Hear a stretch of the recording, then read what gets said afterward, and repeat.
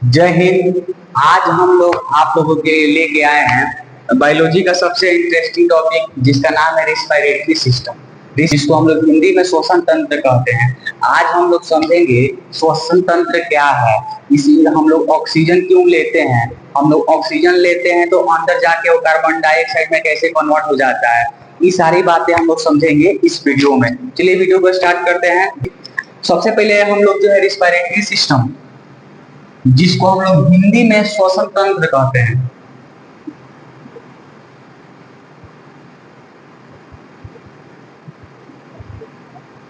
देखिए, आप लोगों को हम पहले ही बता चुके हैं, जिस भी कोई भी टॉपिक हो, डाइजेस्टिव सिस्टम, जिसके लास्ट में अगर सिस्टम लगा हो तो इसका मतलब है कि वो जो जो सिस्टम है, सिस्टम का मतलब होता है बहुत सारे ऑर्गन से मिलके जो बना हुआ है, बहुत सारे ऑर्गनों का जो समूह है उसको हम लोग सिस्टम कहते हैं। तो यहाँ पे जो सिस्टम लगा है इसका ये मतलब है कि जो हमारा रिस्पायरेटरी सिस्टम है यह हमारे बहुत सारे ऑर्गन से मिलकर बना है। जैसे एग्जांपल में नोज हमारा हो गया, नोज, ट्रेकिया, लंग्स, ये सब क्या है, ये सब ऑर्गन है, मतलब बहुत सारे ऑर्गन से जो मिलके बनता है उसको हम लोग सिस्टम कहते हैं। चलिए अब हम लोग एक एक करके समझते हैं। देखिए, जो रिस्पायरेटरी सिस्टम है इसमें बेसिकली दो नाम हमेशा सुनने के लिए मिलता है, जिसमें जो स्टूडेंट है हमेशा कंफ्यूज रहते हैं। जो एक नाम है उसको हम लोग बोलते हैं ब्रीथिंग, और जो दूसरा नाम है उसको हम लोग बोलते हैं रिस्पायरेशन। देखिए, बहुत सारे ऐसे लोग हैं, बहुत सारे ऐसे बच्चे हैं जिनको ये लगता है कि हमारा ब्रीथिंग और हमारा रिस्पायरेशन दोनों एक चीज है, लेकिन ऐसा बिल्कुल नहीं है। ये दोनों अलग अलग चीजें हैं। अब देखिए कैसे हम अलग अलग है, देख समझिए। देखिए, जो हमारा ब्रीथिंग है, ये हमारा ब्रीथिंग जिसको हम लोग हिंदी में श्वास कहते हैं, इस ये क्या है, ब्रीथिंग है, इसमें दो पार्ट्स पाया जाता है, इंस्पायरेशन एंड एक्सपायरेशन। इंस्पायरेशन का मतलब होता है अंदर इन कर लेना, एक्सपायरेशन का मतलब होता है बाहर एग्जिट कर देना। मतलब जब हम ऑक्सीजन को इन करते हैं, इंस्पिरेशन करते हैं, देखिए जब हम ऑक्सीजन को अंदर की ओर खींचते हैं उसी को हम लोग बोलते हैं इंस्पिरेशन। जो इसका जो इंस्पिरेशन का जो दूसरा नाम है उसको हम लोग बोलते हैं इनहेलेशन। देखिए एक बार और, जब हम ऑक्सीजन को अंदर की ओर खींचते हैं तो उसको हम लोग इंस्पिरेशन बोलते हैं। जो इंस्पिरेशन है उसका दूसरा नाम होता है इनहेलेशन। देखिए, आप लोग कभी देखे होंगे जब किसी को सर्दी उर्दी होता है तो हम मार्केट से विक्स इनहेलर लाते हैं, इसमें चाबी रिंग लगा हुआ होता है। हम लोग क्या करते हैं, उस विक्स इनहेलर को खोलते हैं और उसको नाक पर लगाते हैं और उसमें से विक्स को पूरा एकदम तेजी से क्या करते हैं, अंदर की तरफ खींचते हैं। तो जो भी है, जब हम ऑक्सीजन को चाहे कुछ भी को जब हम अंदर की ओर इनहेल करेंगे, अंदर की ओर प्रवेश करेंगे, अंदर की ओर खींचेंगे, उसी को हम लोग क्या कहते हैं, इंस्पिरेशन। देखिए, जो इंस्पिरेशन है उसका जो दूसरा नाम है उसको हम लोग बोलते हैं इनहेलेशन। और जो एक्सपायरेशन है, एक्सपायरेशन का मतलब क्या होता है, एक्सपायर मतलब बाहर से अंदर से बाहर की ओर छोड़ देना। देखिए, जैसे हम ऑक्सीजन लिए और कार्बन डाइऑक्साइड को छोड़ दिए, तो एक्सपायरेशन का मतलब होता है बाहर की ओर एग्जिट कर देना। एक्सपायरेशन का जो दूसरा नाम होता है उसको हम लोग बोलते हैं एक्सहेलेशन। एक्सहेलेशन जिसको हम लोग शॉर्टकट में एग्जिट बोलते हैं। देखिए, इंस्पायरेशन का मतलब होता है अंदर लेना, एक्सपायरेशन का मतलब होता है बाहर छोड़ देना। तो देखिए, जो इंस्पायरेशन है उसमें हम लोग वायुमंडल से ऑक्सीजन को अंदर लेते हैं, और जो एक्सपायरेशन है ये जो है इसमें हम लोग क्या करते हैं, कार्बन डाइऑक्साइड को अपने जो शरीर में से हमारा कार्बन डाइऑक्साइड बना है मेटाबॉलिक एक्टिविटी के दौरान उसको हम लोग क्या कहते हैं, बाहर निकाल देते हैं। ठीक है। देखिए, ब्रीथिंग में दो टाइप्स, दो हमेशा दो शब्द पाया जाता है, इंस्पिरेशन एंड एक्सपायरेशन। इंस्पिरेशन माने अंदर ले लेना और एक्सपायरेशन माने बाहर की ओर छोड़ देना। देखिए, जो हमारा इंस्पिरेशन है ये एक्टिव प्रोसेस है। एक्टिव प्रोसेस करने का मतलब है कि इसमें एनर्जी लगता है। देखिए, जब हम सांस लेते हैं तो इसमें एनर्जी लगता है, एनर्जी लगता है इसलिए हम इसको एक्टिव प्रोसेस बोलते हैं। देखिए, एक्टिव प्रोसेस हम लोग क्यों बोलते हैं इसको, क्योंकि इसमें एनर्जी लगता है। एनर्जी लगा था, हम लोग ऑक्सीजन लिए, तो इसमें क्या होता है, इसमें एनर्जी इन्वॉल्व होता है, इसलिए हम लोग इसको एक्टिव प्रोसेस बोलते हैं। इंस्पिरेशन को, inspiration is a active process. क्यों एक्टिव प्रोसेस बोलते हैं भाई, क्योंकि इसमें क्या होता है, जब हम सांस अंदर की ओर खींचते हैं तो इसमें हम लोग को एनर्जी लगाना पड़ता है, बिना एनर्जी का हम लोग सांस नहीं खींच सकते हैं। लेकिन वही जो एक्सपायरेशन है इसमें हम लोग को कोई एनर्जी लगाना नहीं पड़ता है, इसलिए हम इसको पैसिव प्रोसेस कहते हैं। इसमें कोई भी एनर्जी, नॉट इन्वॉल्व एनर्जी, इसमें जो है एनर्जी नहीं लगता है। इसमें क्या है, इसमें एनर्जी नहीं लगता है। क्यों नहीं लगता है? आपको सांस लेने के लिए एनर्जी लगेगा, लेकिन जो आप छोड़ना है, छोड़ने में आप लोगों को कोई एनर्जी नहीं लगेगा। आप ऑटोमेटिक जो सांस को है, सांस को आप ऑटोमेटिक छोड़ सकते हैं। चलिए, जो दूसरा है, पहला चीज, इंस्पिरेशन में हम लोग क्या करते हैं? इंस्पिरेशन में हम लोग ऑक्सीजन लेते हैं, एक्सपायरेशन में हम लोग CO2 को बाहर निकाल देते हैं।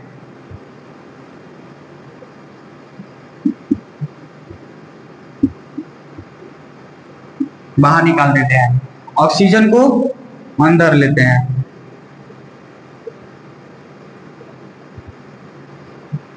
देखिए, आप लोग जानते हैं कि डीपीटी वाला एक ऐसा प्लेटफॉर्म है जहां पे हम लोग हिंदी और इंग्लिश दोनों भाषाओं में समझते हैं।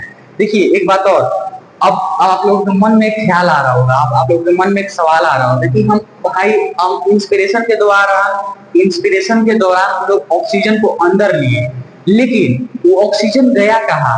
वो ऑक्सीजन का क्या काम है हमारे बॉडी में? और ऑक्सीजन गया, उसके बाद से CO2 कैसे निकल गया? तो ये बहुत लंबी प्रक्रिया है, हम लोग स्टेप बाय स्टेप करके समझेंगे। देखिए, जो हमारा इंस्पिरेशन है, जो हमारा ब्रीथिंग है, एक सिंपल प्रोसेस है। सिंपल प्रोसेस कहने का मतलब है शॉर्ट प्रोसेस, माने साधारण प्रोसेस, साधारण प्रक्रिया है, जिसमें हम लोग क्या करते हैं? ब्रीथिंग का मतलब सांस अंदर लेना और कार्बन डाइऑक्साइड को हमारे शरीर से बाहर निकाल देना। सांस अंदर लेना और कार्बन डाइऑक्साइड को बाहर निकाल देना, इसी को हम लोग बोलते हैं ब्रीथिंग। मतलब इंस्पिरेशन और एक्सपिरेशन को हम लोग क्या बोलते हैं? ब्रीथिंग। चलिए, तो अब हम लोग समझते हैं। देखिए, फर्स्ट ब्रीथ मतलब फर्स्ट ब्रीथ हम लोग तब लेते हैं जब हम लोग इस दुनिया में आते हैं। दुनिया में आने का मतलब है कि जब हम लोग माँ के पेट से, माँ के गर्भ से हम लोग जब बाहर निकलते हैं, तब हम लोग पहला बार क्या करते हैं? सांस लेते हैं। फर्स्ट ब्रीथ हम लोग कब लेते हैं? जब हम लोग माँ के गर्भ में से बाहर निकलते हैं, जब हम लोग का जन्म होता है, जब हम लोग इस धरती पे आता है, तब हम लोग क्या करते हैं? पहला सांस लेते हैं, पहली बार सांस लेते हैं। तो ये हमेशा याद रखिएगा, ओनली आफ्टर बर्थ, जन्म के बाद जो है हम लोग पहला सांस लेते हैं। अब देखिए, जो दूसरा पॉइंट है वो है परमानेंट स्टॉपेज। देखिए, ये जो जब वो पहला सांस ले लिए फर्स्ट ब्रीथ के बाद, उसके बाद जो सांस है तभी रुकेगा जब आप लोग इस दुनिया में से चले जाएंगे। तो देखिए, परमानेंट स्टॉपेज तब होगा हम लोग का सांस का जब हम लोग मर जाएंगे। अब देखिए, एक कहावत है, बहुत अच्छा एक निमोनिक है, तुम धरती पे चाहे जहां भी रहो, अगर तुमको इस दुनिया में जीना है तो तुमको सांस लेना पड़ेगा।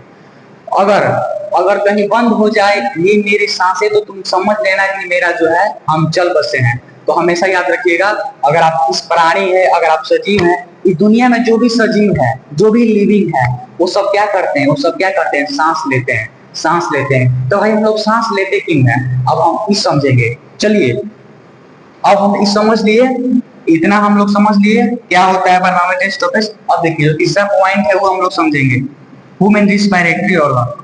देखिए, ह्यूमन रिस्पायरेटरी ऑर्गन मतलब जब हम सांस लेते हैं उसमें मेन योगदान किसका है? देखिए, जब हम लोग पढ़ते थे तो हम लोग को ऐसा लगता था कि जो हम सांस है वो नाक से लेते हैं, लेकिन जब हम नाक को बंद कर लेते हैं तो हम वो मुंहों से सांस ले लेते हैं। तो बताइए, नाक को बंद कर लेने पे हम लोग मुंह से भी सांस ले लेते हैं। तो बताइए, तो हम लोग का जो मेन रिस्पायरेटरी ऑर्गन क्या है? हम लोग को ऐसा लगता था कि हम लोग का नाक है, लेकिन नाक को लोग जब हम लोग बंद कर लेते थे तो हम लोग मुंह से भी सांस ले लेते थे। तो देखिए, जो हम लोग का मेन रिस्पायरेटरी ऑर्गन है, नाक है ना मुंह है, हम लोग का जो मेन रिस्पायरेटरी ऑर्गन है वो लंग्स है। जितने भी इस स्थल पे रहने वाले प्राणी है, जितने भी इस जमीन पे रहने वाले प्राणी है, चाहे गाय हो, भैंस हो, जो भी हो, जितने भी हमारे स्थल पर आते हैं, जमीन पर आते हैं, चाहे मनुष्य हो, चाहे गाय, भैंस, कुछ भी हो, वो सब लंग्स से सांस लेते हैं। लंग्स माने फेफड़ा, फेफड़ा से सांस लेते हैं हम लोग। अब देखिए, अच्छा ये बताइए, जो समुद्री जीव है जैसे मछली कैसे सांस लेती है? तो हमेशा याद रखिएगा, जो मछली होती है वो गिल्स से सांस लेती है, गिल्स से सांस लेती है, जिसको हम लोग ब्रेथियल रिस्पायरेशन भी बोलते हैं। जो हम लोग का लंग्स है इसको हम लोग पुल्मोनरी रिस्पायरेशन बोलते हैं। पुलमोनरी है वो लंग्स का बायोलॉजिकल नाम है। अब समझिए, ये ब्रीथिंग समझ में आ गया। ब्रीथिंग शॉर्ट प्रोसेस है। ये जो है ब्रीथिंग रिस्पायरेशन का पार्ट है, मान रिस्पायरेशन का एक भाग है। यहाँ पे लिख देते हैं, it is a part of respiration.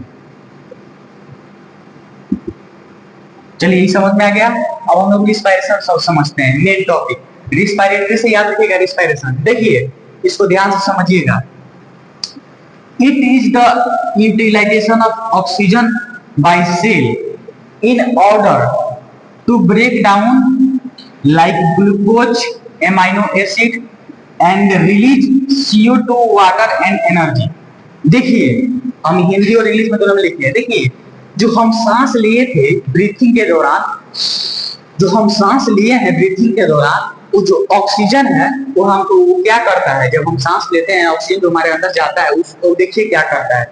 वो जो हमारा ऑक्सीजन है वो हमारा ऑक्सीजन को जो है, जो हमारा सेल है वो क्या करता है, हमारा सेल जो है ऑक्सीजन को यूटिलाइज करके, हमारा सेल जो है हमारा टिश्यू है वो हमारे ऑक्सीजन को यूज करके क्या करता है, ग्लूकोज को तोड़ के एनर्जी बनाता है।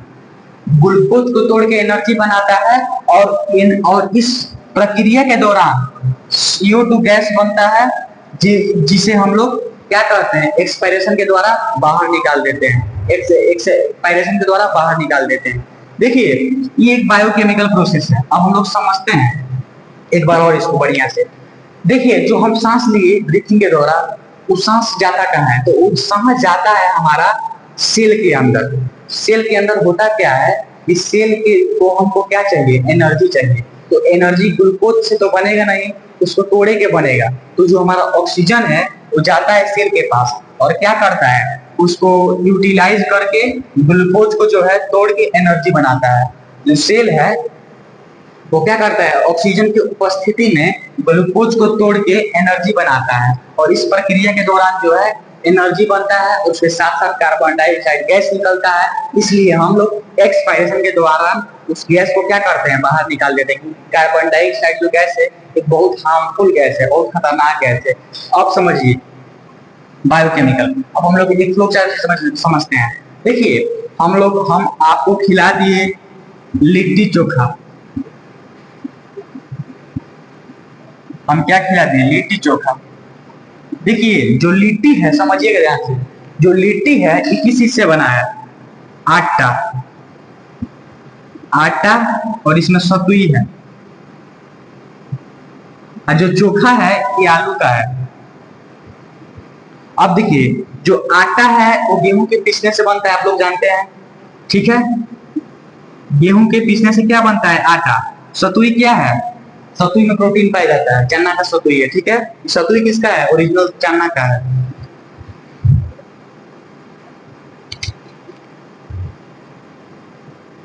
अब देखिए गेहूं क्या है, जब हम लोग खाएंगे इसको जब लिट्टी चोखा खाएंगे तो डाइजेशन के दौरान क्या है, ये सब क्या है, गेहूं में क्या पाया जाता है, गेहूं में कार्बोहाइड्रेट पाया जाता है और सतुई में प्रोटीन पाया जाता है। तो जब हम लोग लिट्टी चोखा को खाएंगे तो उसका बढ़िया से डाइजेशन होगा। जब इसका डाइजेशन होगा तो हमारा लिट्टी चोखा है उसमें होता है कार्बोहाइड्रेट। तो हमारा डाइजेशन के दौरान क्या होगा कि उसमें से डाइजेशन के दौरान उसमें से क्या होगा, ग्लूकोज को बनाया जाएगा। ग्लूकोज को बनाया जाएगा, ग्लूकोज के रूप में हम लोग क्या करते हैं, उसको अवशोषण करके क्या करते हैं, ग्लूकोज के रूप में ग्लूकोज बन गया। डाइजेशन के दौरान ग्लूकोज बना, ग्लूकोज को क्या किए हम लोग, ब्लड में लोड कर दिए। ब्लड में क्या किए, लोड कर दिए। लोड करने के दौरान जो ब्लड है ये हमारे ग्लूकोज के ले गया कहाँ, ये ग्लूकोज को ले गया हमारे सेल के पास। सेल के पास, सेल जो है सेल को ले, हर एक सेल के पास क्या किया, ब्लड हमारा ग्लूकोज को ले गया। अब बताइए जो हमारा ब्लड है ये हर एक सेल के पास, जितने भी सेल है हमारे बॉडी में सबके पास ग्लूकोज को ले जाके दे दिया। अब देखिए हम लोग नाचते हैं, दौड़ते हैं, जिम करते हैं, एक्सरसाइज करते हैं, हम लोग वर्क करते हैं तो हम लोग को एनर्जी चाहिए। तो एनर्जी कहाँ से बनता है, यहीं से एनर्जी बनता है। तो ब्लड के पास जैसे ही सेल को दिया ग्लूकोज, तो ग्लूकोज से ऑटोमेटिक तो एनर्जी बनेगा नहीं, तो यहाँ पे जो ग्लूकोज है वो क्या करता है, इसको तोड़ के हमारा ऑक्सीजन एटीपी बनाता है। सेल जो है ग्लूकोज को तोड़ के एटीपी बनाता है ऑक्सीजन की उपस्थिति में। ऑक्सीजन की उपस्थिति में ग्लूकोज जो है, ग्लूकोज सेल जो है ग्लूकोज को तोड़ के एटीपी बनाता है। एटीपी बनने के दौरान हमारा एटीपी के साथ ऊर्जा बनता है, एनर्जी बनता है। एनर्जी के बनने के एनर्जी के बाद से CO2 बनता है। तो देखिए एनर्जी तो बन गया भाई, एनर्जी का रिक्वायरमेंट था वो पूरा हो गया। अब देखिए CO2 तो बन गया, अब CO2 को तो निकालना बहुत जरूरी है क्योंकि CO2 एक खतरनाक गैस है, हार्मफुल गैस है। तो उसको हम लोग क्या करते हैं, फिर वहीं से जो ब्लड है वो सेल जो है CO2 को क्या करता है, फिर से ब्लड में लोड कर देता है। अब ब्लड फिर CO2 को लेके कहाँ आता है, लंग्स में, लंग्स में आता है। लंग्स के दौरान से क्या कर रहा है, लंग्स के द्वारा एक्सपायरेशन के द्वारा हमारे मुंह की फिर से उसको बाहर निकाल देता है CO2 को। यही प्रक्रिया निरंतर चलती रहती है, निरंतर चलती है। अब हम लोग समझते हैं आगे, हम लोग समझेंगे रिस्पायरेटरी ट्रैक के बारे में। मतलब रिस्पायरेटरी ट्रैक कहने का मतलब है श्वसन मार्ग। मतलब श्वसन मार्ग कहने का मतलब है जिस मार्ग से, जिस ट्रैक से होके हमारा जो ऑक्सीजन है वो हमारे सेल के पास जाता है, उसी को हम लोग श्वसन मार्ग कहते हैं। जैसे आप लोग को डाइजेस्टिव सिस्टम में पढ़ाए थे हम लोग डाइजेस्टिव ट्रैक के बारे में, उसमें जिस मार्ग से होके उसमें क्या हो रहा था, जिस मार्ग से होके हमारा भोजन जा रहा था इलियम के पास, उसको हम लोग डाइजेस्टिव ट्रैक कहेंगे। लेकिन आज हम यहाँ पे रिस्पायरेटरी ट्रैक, जिसको हम लोग हिंदी में श्वसन मार्ग कहते हैं, मतलब जिस मार्ग से होकर हमारा वायु हमारे सेल के पास जाता है और उसी को हम लोग क्या कहते हैं, श्वसन मार्ग, मतलब रिस्पायरेटरी ट्रैक कहते हैं। चलिए अब हम लोग समझते हैं जिस मार्ग से होकर जो हमारा ऑक्सीजन है वो हमारे सेल के पास जाता है और सेल से फिर वहां से कार्बन डाइऑक्साइड हमारे वापस आ जाता है, उसी को हम लोग क्या कहते हैं, श्वसन मार्ग। देखिए सबसे पहले जो हमारा ऑक्सीजन है वो हमारे नोज से होते हुए, नोज जो है, नोज माने नाक से होते हुए हमारा नेजल चेंबर में जाता है, नेजल चेंबर में जाता है। नेजल चेंबर से हमारा जो है वो हमारा नेजल चेंबर से हमारा जाता है फायरिंग्स। देखिए सबसे पहले हो गया नोज, नोज से नेजल चेंबर, ठीक है, नेजल चेंबर, नोज से नेजल चेंबर, नेजल चेंबर से हमारा हलक, थ्रोट, ये हो गया थ्रोट। और pharynx, nose, nasal chamber, pharynx, pharynx. जो फायरिंग्स है हमारा, ये हमारा कॉमन पाथवे है,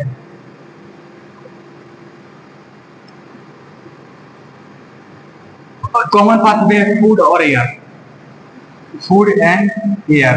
देखिए कॉमन पाथवे कहने का मतलब है डबल रास्ता है। इसमें जो फायरिंग्स है इसमें से हमारा भोजन भी जाता है और हमारा हवा भी जाता है, फूड एंड एयर दोनों जाता है। और फायरिंग से जाने के बाद जो हमारा ऑक्सीजन है वो हमारा जो लायरिंग्स के पास आया, लायरिंग्स, जिसको हम लोग साउंड बॉक्स के नाम से जानते हैं।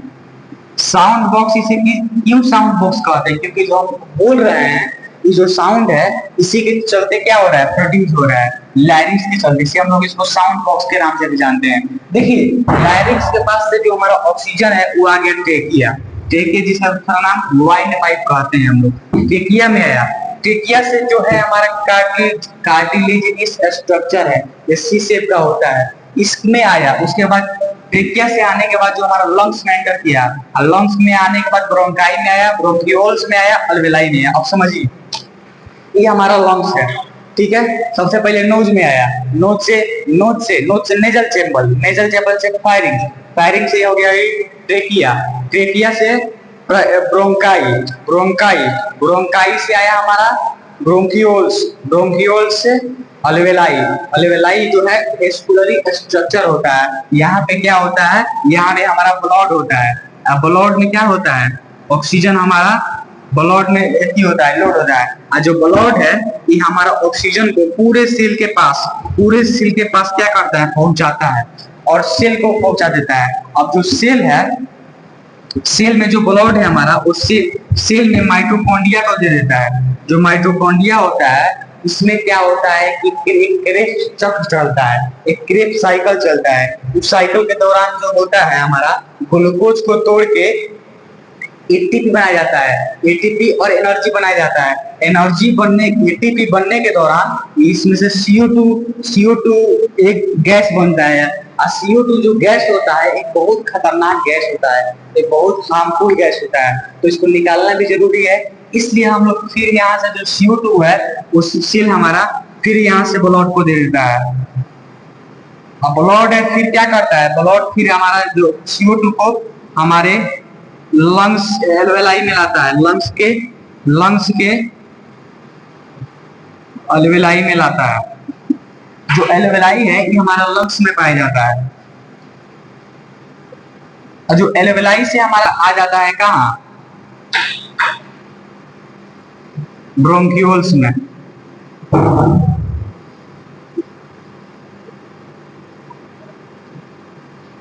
फिर जो ब्रोंकियोल्स है उससे हमारा जो ऑक्सीजन कार्बन डाइऑक्साइड है फिर वो आ जाता है कहाँ, ब्रोंकाई में। ब्रोंकाई में आने के बाद फिर कहाँ आ जाता है, लैरिंग्स। लैरिंग्स के बाद से फायरिंग्स। अब फायरिंग के बाद से हमारा नोज के द्वारा फिर जो है कार्बन डाइऑक्साइड को हम लोग क्या करते हैं, बाहर निकाल देते हैं। देखिए हम लोग क्या लिए थे, हम लोग लिए थे ऑक्सीजन, ऑक्सीजन लेते हैं। ऑक्सीजन भाई अच्छा हम लोग वायुमंडल से लेते हैं, हम लोग ऑक्सीजन क्या लेते हैं, अब जो वायुमंडल में रहेगा तभी ना। हमारे वायुमंडल में जो 78% नाइट्रोजन होता है, 21% ऑक्सीजन होता है और 0.3% होता है कार्बन डाइऑक्साइड होता है। तो जो हमारा ऑक्सीजन हम लिए इसमें से जो देखिए यहाँ पे ये हमारा क्या है, इंस्पिरेशन। इंस्पिरेशन के द्वारा हम क्या लिए, नाइट्रोजन लिए 78%, ऑक्सीजन लिए 21%, कार्बन डाइऑक्साइड लिए 0.03%। अब देखिए हम लोग जो एक्सपायरेशन के द्वारा क्या निकाले, एक्सपायरेशन के द्वारा हम लोग जो नाइट्रोजन है वो 78% निकाल दिए। अब देखिए कार्बन डाइऑक्साइड कितना निकाले, 4%। अब हमारे पास कितना बच गया, 17। ऑक्सीजन हो गया 17%। तो देखिए यहाँ पे जो है ना 4% का हेरा फेरी है। हम लोग ऑक्सीजन लेते हैं और उसमें से 4% घट के हम लोग कार्बन डाइऑक्साइड को क्या करते हैं, बाहर निकाल देते हैं। अब हम लोग समझेंगे एक मेन टॉपिक के बारे में। देखिए यहाँ पे डायग्राम से समझिए, ये हमारा हो गया नोज। नोज के द्वारा हम लोग क्या किए, ऑक्सीजन लिए। नोज के द्वारा हमारा ऑक्सीजन चला गया कहाँ, नेजल चेम्बर में। नेजल चेम्बर में गया, यहाँ पे होता है फायरिंग्स। फायरिंग्स है यहाँ पे, फायरिंग्स क्या है भाई, फायरिंग्स होता है हमारा common pathway air and food के लिए, इसमें से हमारा भोजन भी जाता है और हवा भी जाता है। उसके बाद से जो हमारा ऑक्सीजन है वो हमारा आ गया ट्रेकिया में, ट्रेकिया में आ गया। ट्रेकिया जिसको हम लोग वाइंड पाइप कहते हैं। वाइंड पाइप मतलब हवा वाला घर। यहाँ पे देखिए ट्रेकिया में है, ट्रेकिया में ऑक्सीजन है, फिर यहाँ से आ गया ब्रोंकाई में, ब्रोंकाई से आ गया ब्रोंकियोल्स में, ब्रोंकियोल्स से आ गया अल्वेलाई में। अल्वेलाई जो है वो वेस्कुलर स्ट्रक्चर का होता है। अल्वेलाई से फिर आ गया कहाँ, ब्लड में। ब्लड से कहाँ, ब्लड लेके गया सेल के पास, सेल के पास ले जाकर माइटोकॉन्ड्रिया को दे दिया, और माइटोकॉन्ड्रिया में क्या हुआ, क्रेस्ट चक्र चला। क्रेस्ट चक्र के दौरान वहां पे जो है ऑक्सीजन को यूटिलाइज करके वहां पे ग्लूकोज को तोड़ के एनर्जी बनाया गया, और एनर्जी बनने के दौरान वहां पे कार्बन डाइऑक्साइड गैस बना। फिर कार्बन डाइऑक्साइड गैस को क्या किया गया, फिर उसी उल्टे प्रोसेस से हम लोग क्या किए, बाहर निकाल दिए। तो ये जो प्रक्रिया है हमेशा कंटिन्यूअस चलती रहती है। अगर ये प्रक्रिया कभी बंद हो गई तो समझ लीजिए कि आदमी मर गया, क्योंकि जो सांस लेने की प्रक्रिया है कंटिन्यूअस प्रोसेस है। चलिए अब इधर हम देखते हैं कुछ लंग्स के बारे में। देखिए हमारे ह्यूमन बॉडी में दो फेफड़ा पाया जाता है, वो राइट और एक लेफ्ट। देखिए जो फेफड़ा होता है हमारा लंग्स, वो एक झिल्ली से कवर किया रहता है, जिसको हम लोग क्या कहते हैं, प्लूरा। प्लूरा कहते हैं। प्लूरा क्या है भाई, तो प्लूरा जो है कवरिंग मेम्ब्रेन है, जो हमारे लंग्स को चारों तरफ से क्या करता है, घेर के रखता है। अब हम लोग समझेंगे। देखिए फायरिंग्स यहाँ पे समझिए, ये हमारा हो गया वाइंड पाइप, ये हमारा हो गया फायरिंग्स। तो फायरिंग्स है ना, तो फायरिंग्स के पास में एक और पाया जाता है पाइप, जिसको हम लोग कहते हैं फूड पाइप। यहाँ पे ऊपर होता है ग्लोटिस, जिसको हम लोग बोलते हैं इपीग्लोटिस। देखिए फाइनेंस क्या है, कॉमन पाथवे, उसके नीचे आइएगा तो एक ग्लोटिस मिलता है। उस ग्लोटिस को हम लोग बोलते हैं एपीग्लोटिस। ये फ्लैप रहता है यहाँ पे। ई हो गया हमारा हवा वाला, हवा, ये हो गया भोजन वाला। देखिए जब हम खाना खाते हैं तो भाई हमको कभी कभी हिचकी क्यों आता है, आप समझिए ध्यान से। देखिए जैसे हम लोग खाना खाएं तो हम लोग को ब्रेन को सिग्नल गया खाना खाया खाना खाया खाना खाया। तो जब हम खाना खाए तो हम लोग को ब्रेन को सिग्नल गया, तो जो एपिग्लोटिस है ये क्या किया कि जो हमारा ये हवा वाला जो पाइप है, जो हमारा वाइंड पाइप है, ये क्या किया है जी, इसको ढक लिया। क्यों ढक लिया? क्योंकि जो हमारा खाना है वो कहीं हमारे फूड पाइप को छोड़कर हमारे कहीं हवा वाले माने वाइंड पाइप में न चल जाए, इसलिए क्या किया एपिग्लोटिस जो है इसको ढक लिया। इपिग्लोटिस इसको ढक लिया, तो जो हमारा खाना है वो क्या हुआ, वो हमारा खाना आ गया फूड पाइप में। ठीक है। अब देखिए कभी कभी क्या होता है, हम लोग सोच के खाने लगते हैं, मतलब खाते हैं हम लोग और हम लोग का जो है सोचने लगते हैं, मतलब कभी ख्वाबों में खोए रहते हैं। हम लोग क्या करते हैं, जब खाना खाते हैं और जब हम लोग का दिमाग स्थिर नहीं रहता है, तो हम लोग जब खाना खाते हैं तब ब्रेन को सिग्नल ही नहीं मिल पाता है कि हम खाना खा रहे हैं या हम लोग सांस ले रहे हैं। तो कभी कभी क्या होता है, जब ब्रेन को सिग्नल नहीं मिलता है तो वो क्या करता है कि भोजन को जाना चाहिए फूड पाइप में, वो चला गया कहाँ, वाइड पाइप में। तो इसी के कारण कभी कभी हम लोग को क्या होता है, हिचकी आने लगता है। तो क्या करता है, जैसे फूड पाइप को छोड़ के हमारा वाइड पाइप में आएगा हमारा हवा, भोजन, तो हमारा जो लंग्स है वो क्या करेगा, उसको ढकेल के बाहर निकाल दिया, इसको ढकेल के बाहर निकाल देगा। इसी के द्रव्यान में हम लोग क्या करते हैं, हिचकी आता है। तो जो एपिग्लोटिस होता है ना, ये चौराहे के पुलिस की तरह काम करता है। चौराहे का पुलिस कहने का मतलब यही, हम लोग का रास्ता दिखाता है, तुम राइट जाओ तुम लेफ्ट जाओ, तुम राइट जाओ तुम लेफ्ट जाओ। इसको कौन कंट्रोल करता है, तो ब्रेन। इसलिए जब भी आप खाना खाइए तो अस्थिर मन से खाइए, क्योंकि और अस्थिर मन से अगर खाना खाइएगा तो आप लोग को ब्रेन को फुल्ली सिग्नल मिलेगा। जब फुल्ली सिग्नल मिलेगा तो आप लोगों को कभी भी हिचकी नहीं आएगा। चलिए अब हम लोग समझते हैं यहाँ पे। देखिए यहाँ पे होता है मसल, जिसको हम लोग बोलते हैं डायफ्राम।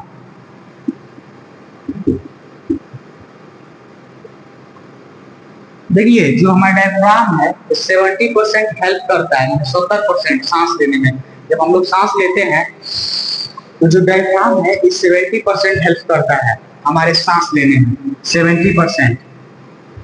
और जो 30% है ये हमारा inspiratory muscle and expiratory muscle and intercostal muscle जो है ये हमारा हेल्प करता है सांस लेने में। डायफ्राम 70% हेल्प करता है और जो हमारा इंस्पायरेटरी मसल है वो भी 30%। चलिए अब हम लोग मिलते हैं फिर एक शानदार टॉपिक के साथ, तब तक बने रहिए मेरे साथ। जय हिंद जय भारत।